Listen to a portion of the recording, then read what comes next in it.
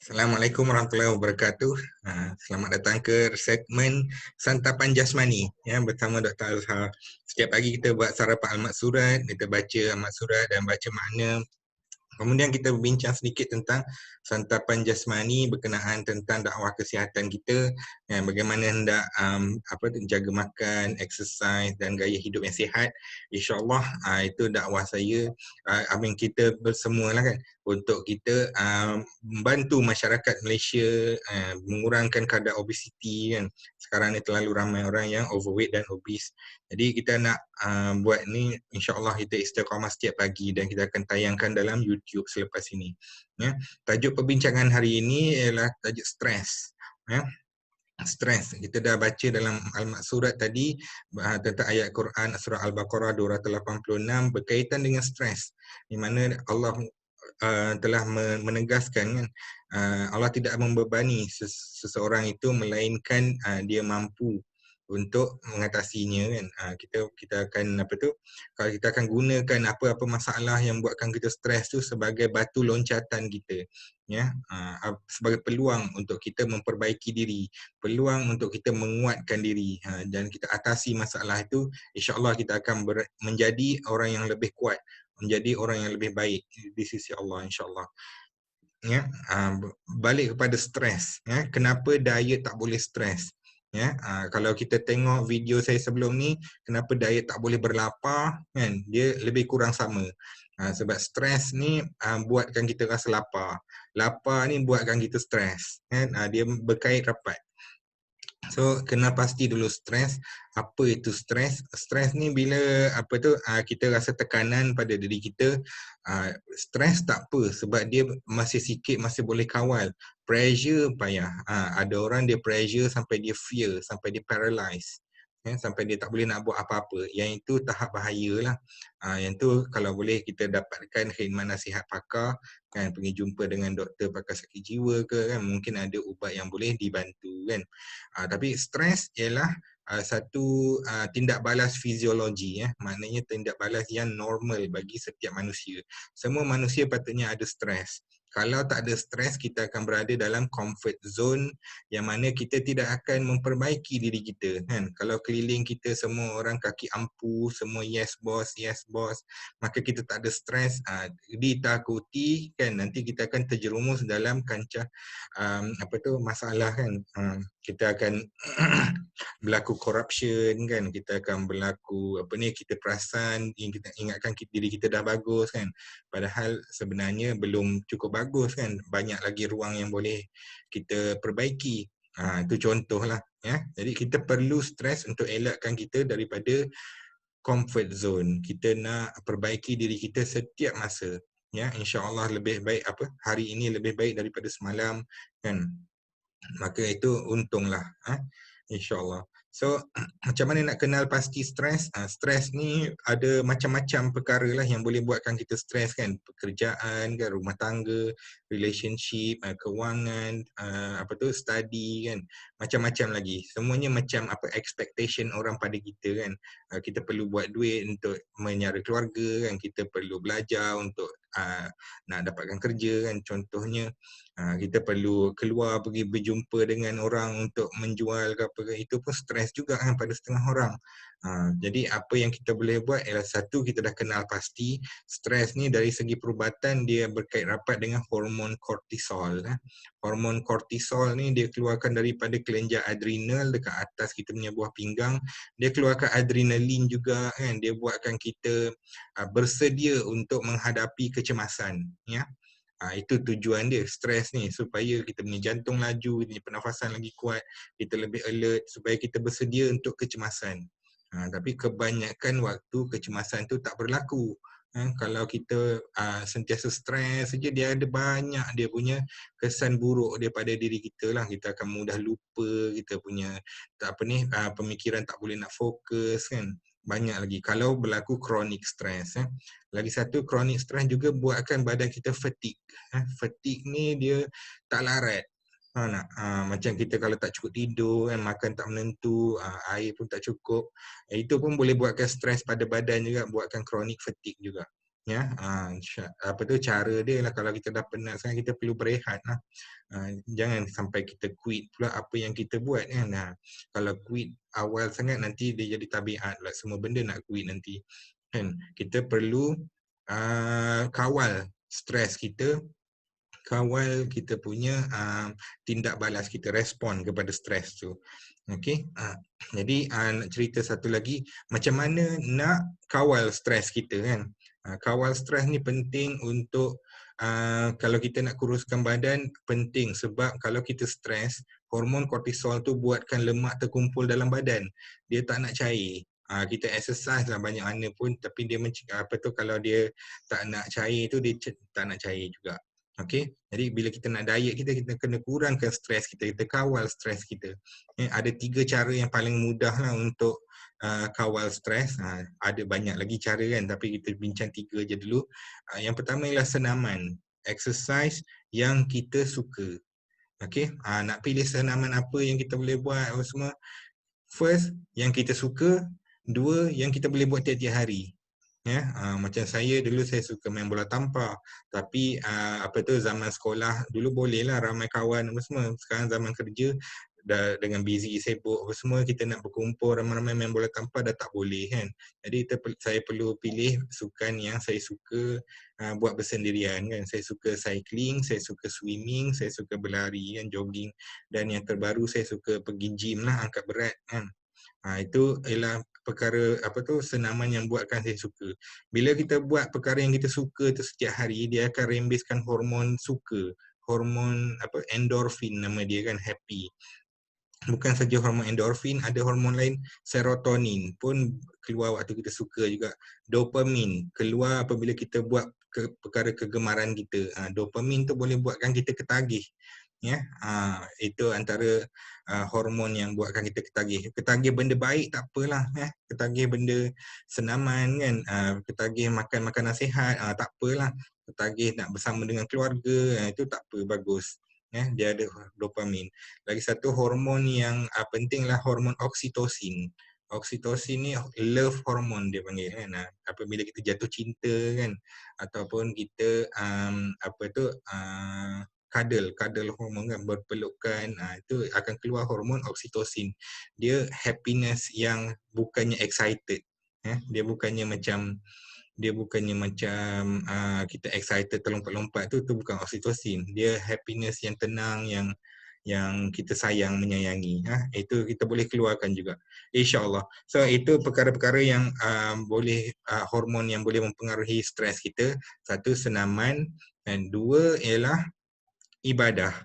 Ibadah, kalau kita tengah stres apa semua, stop sekejap, ambil wuduk, solat sunat kan, ataupun kita puasa. Puasa pun boleh tolong kawal stres juga, sebab kita tak boleh stres waktu kita puasa kan, tak boleh marah-marah kan.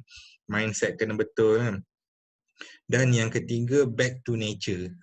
Bila kita stres tu, kita berhenti bersia-sia, pergi taman ke, pergi tepi sungai ke, pergi tepi pantai kan. Dekat Kuantan ni ada banyak pantai.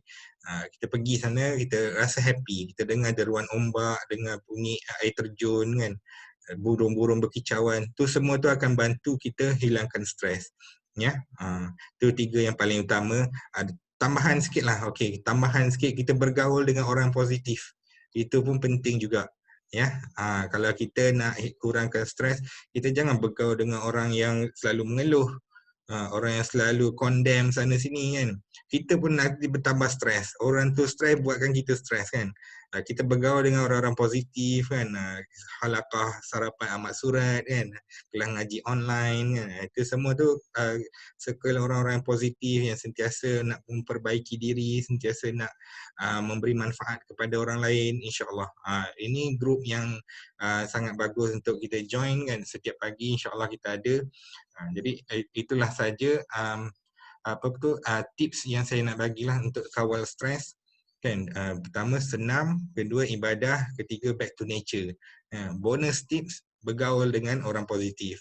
InsyaAllah kita akan terpalit juga aura positif itu. InsyaAllah. Okay, saya buka sesi kepada sesi soalan. Kita ada 5 minit sebelum pukul 7. Ada apa-apa soalan nak bertanya? InsyaAllah. Silakan.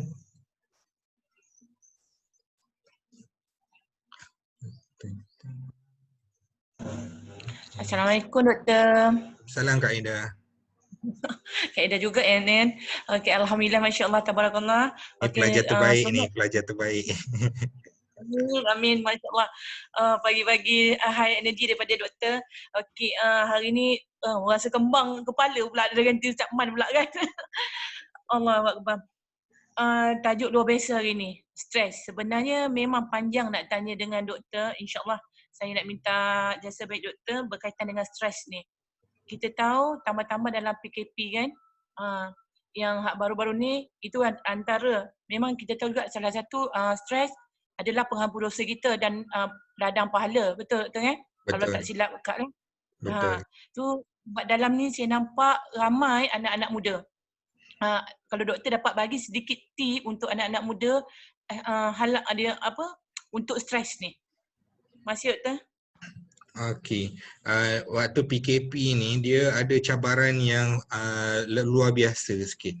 Cabaran luar biasa di mana ramai orang kehilangan kerja sekarang ni. Ramai orang kehilangan kerja, ramai orang kehilangan punca pendapatan kan. Ramai orang stres berjauhan dengan keluarga kan. Orang yang kerja PJJ, suami dekat negeri sini, isteri dekat negara sana, ada yang berjauhan dengan anak kan. Saya ada kawan anak 2 orang duduk dengan nenek kan, sebab dia kerja frontliner jadi doktor. Banyak stres waktu PKP ni memang betul. Tapi tips yang saya boleh cadangkan lebih kurang sama macam tadilah, senam apa semua, back to nature kan, dan bergaul dengan orang positif. Jadi itu kita boleh buat, tapi kita satu lagi yang kita kena buat ialah kita kena tetapkan apakah perkara yang penting dalam hidup kita. Apa prioriti kita. Kalau kita sibuk nak membeli belah, kita stres dengan tak dapat nak melancong ke apa ke, itu bukan prioriti. Itu adalah kemahuan kan, kemahuan kita bukan keperluan. Jadi bila kita betulkan prioriti kita, baru kita tahu yang keluarga tu penting ke, pendapatan itu penting, kesihatan itu penting. Jadi kita jaga perkara yang perlu ni dulu, insya-Allah dia akan yang lain-lain tu insya-Allah akan dapat. Kita jaga apa yang perlu dulu, keselamatan kan, kesihatan. Yang bila kita dah jaga benda tu, yang lain-lain insya-Allah akan terjaga juga. Jadi macam itulah apa yang kita perlu buat ya. Harap membantulah insya-Allah. InsyaAllah, terima kasih doktor. Okey, Okey. insya-Allah. Alhamdulillah. Soalan terakhir dan 6.57 soalan terakhir. Kita ada bagi tahu, okay, untuk kawal stres tadi ada 4 faktor kan untuk kita kawal stres. Itu kalau dia sedar yang dia tu dalam keadaan stres. Ramai sekarang ni tak sedar dia dah stres. Contoh macam kami buka kelab nutrisi yang datang tu kebanyakan stres. Yang stres. Kita nak kata dia toxic people ni kesian sangat kan. Jadi macam mana kita nak bagi tahu yang dia ni dalam keadaan yang stres, sebab dia sendiri tak tahu dia stres. Tapi attitude dia melambangkan dia stres. Macam tu. Sometimes dia boleh attract tu. Okay. Betul. Dia macam ni. Dia hubungan dua hala sebenarnya. Kan, orang yang stres, orang yang negatif, dia perlukan kawan positif. Jadi kita kalau kita positif, kita perlu bantu mereka untuk jadi lebih positif kan. Jangan kita pula terjerumus jadi negatif juga kan. Antara tanda-tanda orang stres, antara tanda-tanda orang negatif, dia selalu mengeluh, dia selalu komplain, dia selalu condemn orang lain, dia selalu salahkan orang lain. Jadi itu antara tanda-tanda yang negatif ni lah yang kita cuba elakkan. Kita sebagai coach, kita sebagai nak tolong orang positif, kita boleh kita boleh mengingatkan dia kan. First kita setuju, kemudian bila dia dah lega, dia dah stop komplain tu, baru kita nasihatkan dia. Itu salah satu cara yang kita boleh buat lah. Payah kalau dia sentiasa je komplain, payah lah kan, tak berhenti-henti kan. Tapi insyaAllah selalunya orang bila komplain tu, dia nak meluahkan perasaan dia, ambil masa 5 minit, 10 minit lebih kurang, lepas tu dia dah lega. Bila dia dah lega tu, baru kita boleh bagi cadangan ke kan, macam itulah contohnya kan. Tapi dalam masa yang sama, kita pun perlukan orang yang lebih positif lagi daripada kita supaya kita boleh recharge kita punya aura kan, kita punya energy. Jadi kita pun kena join training online ke, training yang lain ke, group yang lain, supaya kita dapat bersama dengan orang positif, supaya kita bina kekuatan dalam diri kita untuk bersama-sama dengan golongan yang kurang positif tu kan. Jadi macam itulah yang kita buat. Macam kita apa tu, dalam grup ke mana-mana dia mesti ada punya law of average kan. Law of average ni dalam satu grup dia mesti ada yang bagus, dia mesti ada yang tak bagus, dia mesti ada yang tengok je dari tepi kan, silent reader, semua tu ada. Memang setiap kali, setiap musim kita buat apa program apa kan, mesti ada. Dalam macam tu, apa yang saya suka buat ialah kita approach personal juga, supaya mereka dapat hubungan personal tu, supaya mereka dapat perbaiki diri jugalah. Jadi kita bukannya layan grup saja semata-mata, kita layan secara personal juga supaya ada human touch kan, ada silaturahim terbina. Jadi insya-Allah lah bila dapat personal tu dia terpaksa jadi bagus. Dia dah dirasuk jadi bagus kan. Dia kena perbaiki diri kan. Dia tak ada macam apa tu, boleh jadi sideliner je, dah fokus dah kena kat dia kan. InsyaAllah itu antara benda yang kita boleh buat ya. Teruskan. Okey, sekarang dah pukul 7 pagi. InsyaAllah kita akan tamatkan di sini dan kita akan sambung di kelas ngaji online. Ya, InsyaAllah kita akan cuba istiqamah setiap pagi 6.30 pagi. Jumpa lagi esok hari ya. Assalamualaikum warahmatullahi wabarakatuh. Terima kasih.